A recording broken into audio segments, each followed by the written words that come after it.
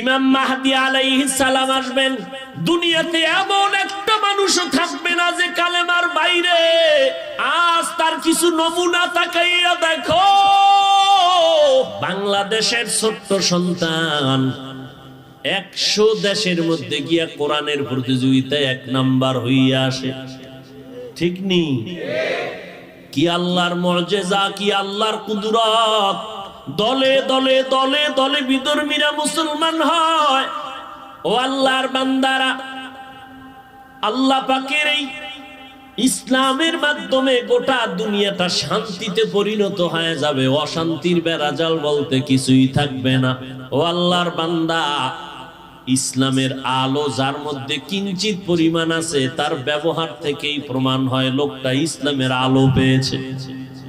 আমি একটু আগে উদাহরণ দিয়েছি, এসপিডিসি, ওসিআইজি, ব্যারিস্টার